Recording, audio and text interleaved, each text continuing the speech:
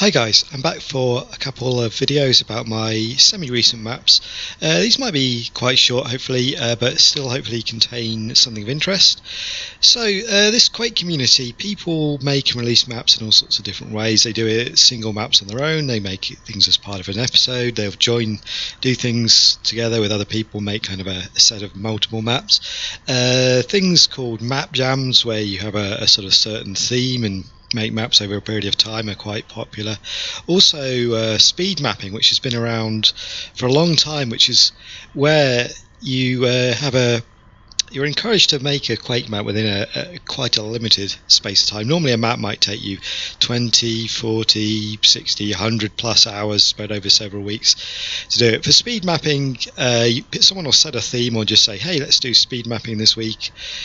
Shout out to the community, and you'll have like a few hours or a couple of days to make a map, depending on what people think. So this is something, it kind of produces interesting, very varied results. Sometimes the maps are pretty crap, as you'd expect, given there's no real time to kind of test and polish it. Sometimes people show off quite interesting ideas. It's a bit like kind of sketching, something like that. Imagine being part of an art group on Facebook or something, where someone says, hey, like this weekend, Sunday, why don't we get together and paint something with a theme of sunset, and you've only got a few hours to do it, and see what you come up with. So it's quite a nice kind of idea to try out mapping in a different way. So a speed map theme came out recently, and the theme was terracotta, because there's a terracotta theme in Quake. So this is actually one of my favourite themes, partly because of this view here. This is episode 1 map 5 in Quake. And when I first saw this, when I first played Quake 20 years ago, I was like, wow, this is really pretty cool, pretty stylish. So as you can see, I've just got no target mode on here, just so I can show you this style. It's all terracotta coloured. So I got wind of this speed mapping idea, and I was looking for terracotta textures. So I thought, well, hell, I'll just get on with it and see what happens. And when I was doing so, I actually found that as well as that conventional terracotta style, there's actually some kind of grimy, futuristic, high-tech textures, what's known as the base style in Quake, and they are terracotta as well. So I thought I'll do my own spin on this theme, not really what I guess we were supposed to do, not really what people were expecting. And so here we go, this is my terracotta theme speed map. So this was done in just a couple of days. So it's a bit rough around the edges, but I quite like it.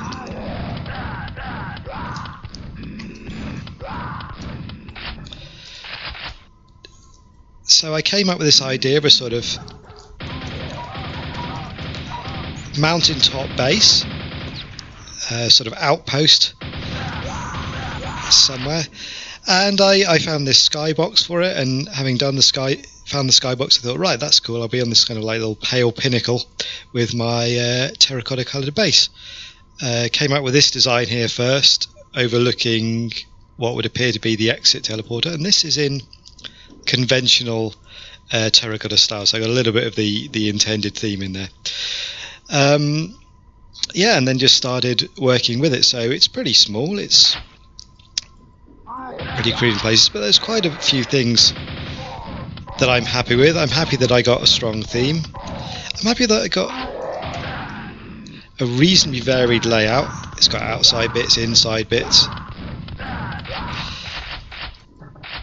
and it's got, you know, quite a strong style, I think, for a speed map. So now I'm just going to do the secrets in case people haven't seen those.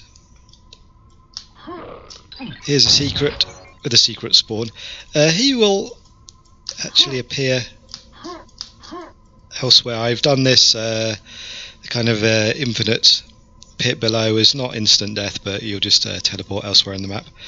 So did I press the button? No.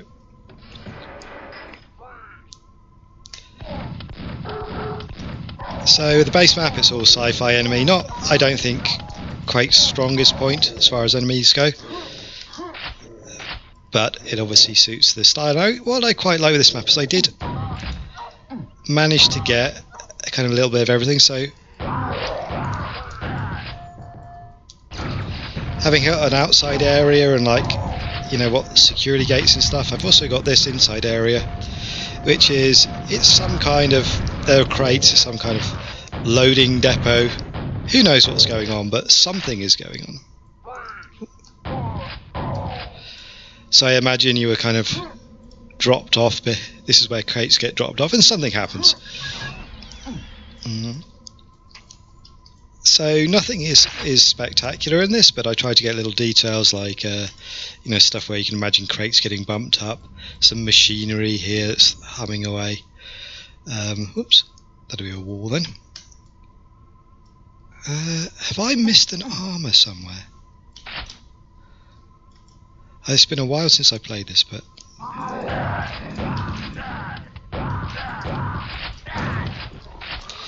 and I tried to make use of the map with ambushes and what have you, keep the gameplay kind of flowing in it. People grumbled a bit about these doors, the way they slide into the wall. There is actually a deliberate opening and they slide out through this opening. It wasn't me being shoddy, it is actually planned. I forgot there's a couple of guys over here.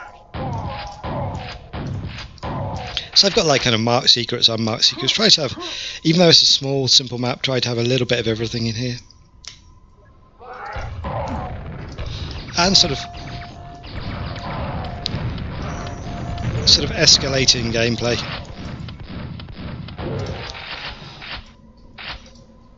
And I used the sort of relatively recent feature of transparency in Quake to make these windows. This is like one of the earliest things I did, just have these windows kind of overlooking here, like it's an outpost monitoring this slip gate or something. They also give quite a nice warning that there's going to be some kind of end fight coming up. What they don't warn you about is this dude here, who could catch people out.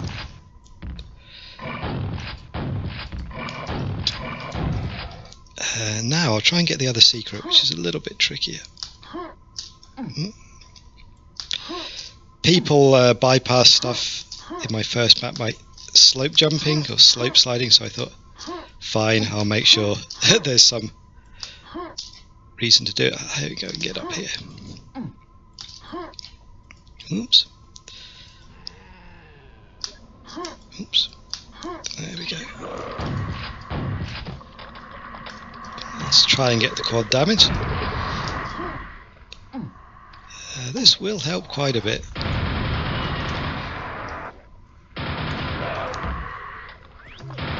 You see the spawn is appearing and teleporting up.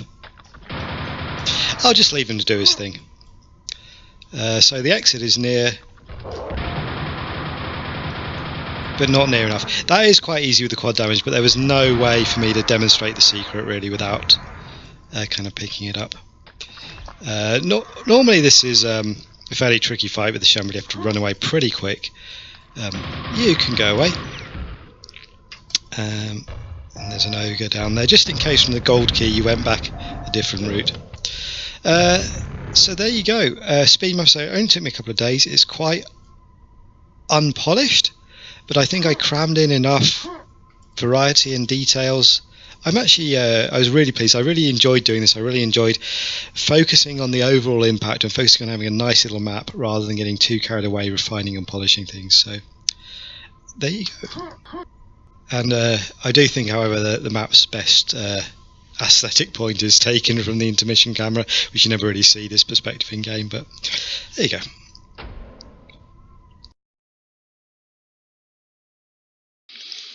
Okay, so this is another semi-speed map I did. It took me a few days, slightly longer than the last one, and there was a purpose behind this. Now, I mentioned the community before, and as well as being a small but thriving community, it also has its fair share of characters and banter and beef on the go.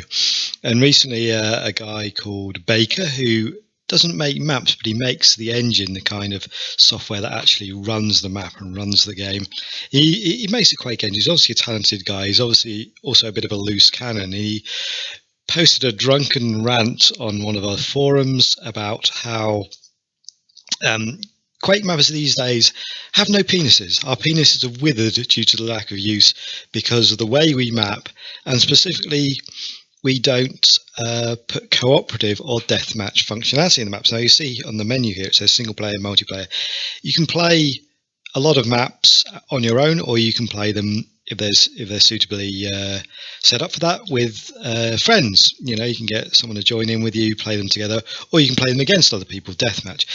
Now cooperative is a pretty rare thing because people just don't really want to get it organized and stuff. Making a map with cooperative functionality is incredibly easy. Apparently, according to Baker, it's the be-all and end-all of mapping, and we're all emasculated. So after reading this hilarious post, I decided the best way to counter it would be to do a little speed mapping session based on one of his quotes, which was, "It's the age of the no-penis mapper." As you see, this guy is really presenting a convincing argument here. Anyway, the speed mapping session didn't really turn out because no one else could be bothered for it, but I started a map for it and I saw it through to the end. So this is a map which I improved my mapping skills by putting cooperative starts in, which took all of about 10 minutes copy and pasting the first room. Yeah, I mean, putting co-op in is a piece of piss. Its penis size relates very little to it. Anyway, so you'll see how this map is a well-themed tribute to Baker's concepts. I'm going to have to focus a bit on this because one thing I did do, just in case anyone ever played it cooperatively, was make it quite tough. Lots of enemy attacking from different directions. So if you do have another player in game with you, it will actually suit co-op quite well, I think. And I also put in a couple of route choices so you can have one player going each way.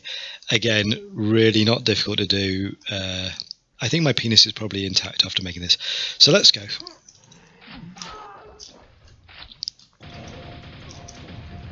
And you may, throughout this map, see a certain theme cropping up. And suffice to say, I actually think this map turned out pretty well, kind of design-wise and even gameplay-wise, for a sort of crude semi-speed map. Partway through it, I did consider taking out the actual Baker-related theme and making it a very serious normal map, but then I thought, screw that, I'm going to go with my gut instinct. So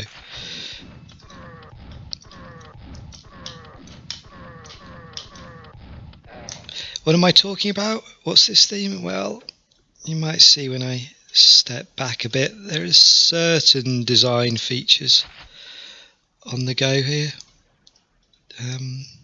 Yeah. Okay, let's go. Let's play.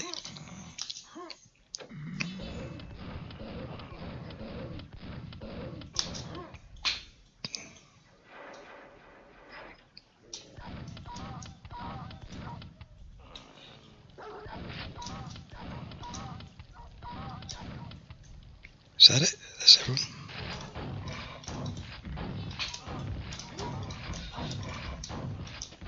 See, I told you it was tough. I'm in trouble already. Seem to be extra careful. Yeah, so I've got kind of themed lights, themed cave fittings. Right.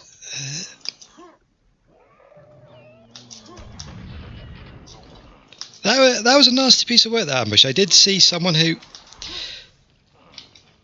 to avoid getting hit by vorballs, actually just stayed down in the slime taking damage. I think that was a neat tactic, calculating what will be the trickiest.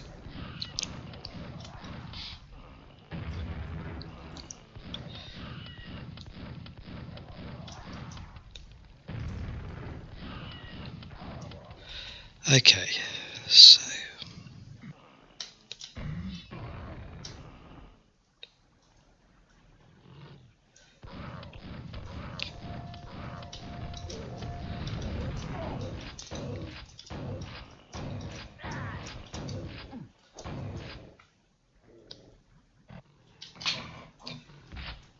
okay, so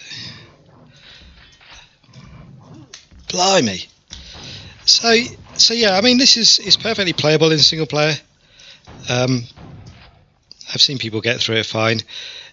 It would, however, in multiplayer be in co-op. I think it would work pretty well. What are you doing? So I think I need this secret. I need those guys not to attack me. So cool. Now we can progress a bit. So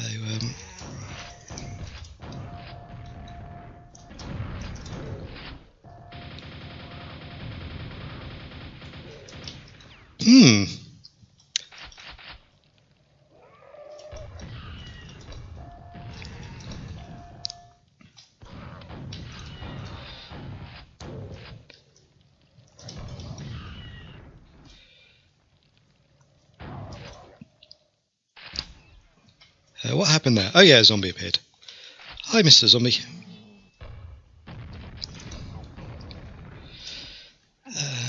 So yes, secrets. I'm not going to get this, it just takes you up to the Ring of Shadows, but here's a pair of Love Spud teleporter. And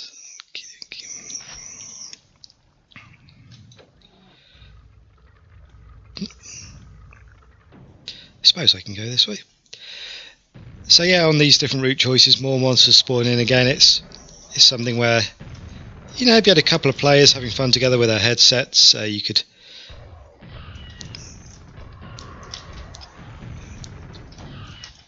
make this map pretty easy by coordinating your attacks.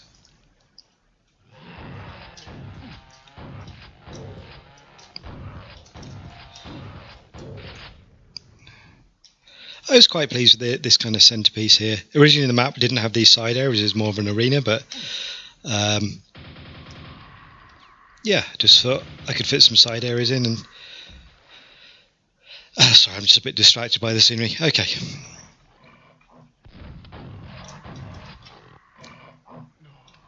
Well, that's going to be interesting.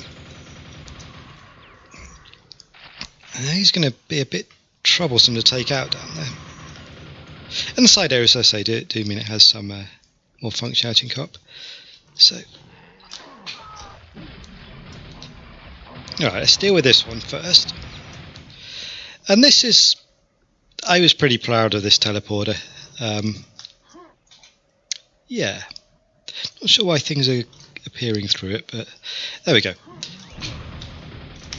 Oh man. Right, let's get out of here.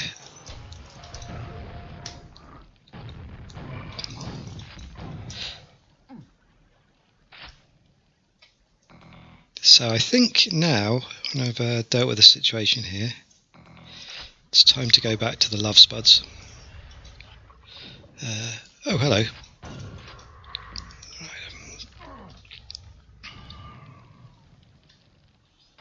There's a blimey.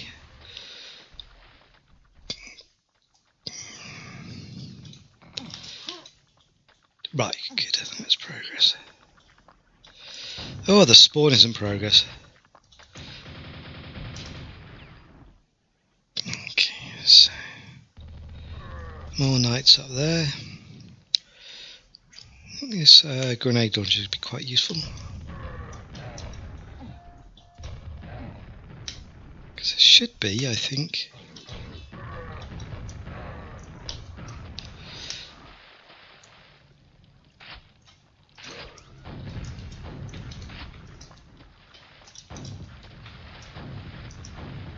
Well, that was lucky. Right, so what's going on? Oh yeah, this button's available. And the tower is open. Good.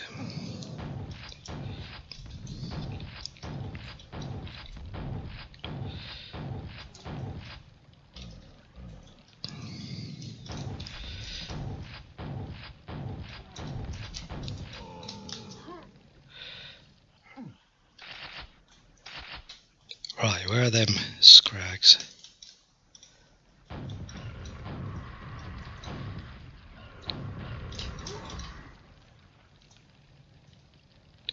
Yeah, I can see you up there.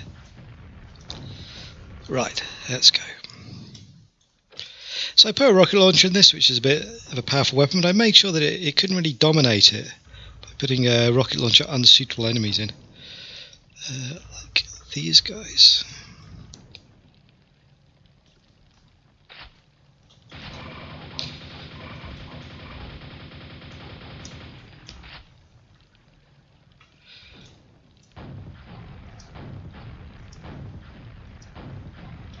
Right, that was pretty useful. I might actually survive this. So,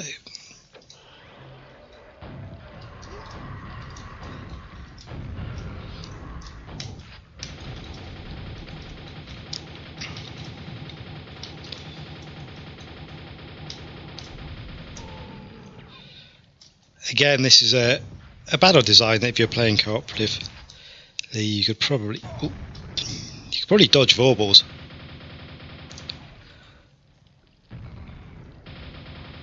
Sort of multiple attack angles. Oops.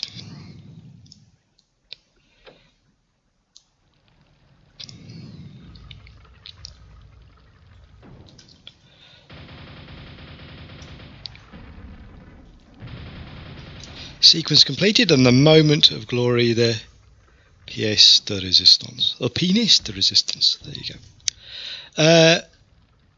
So yeah, this was fun.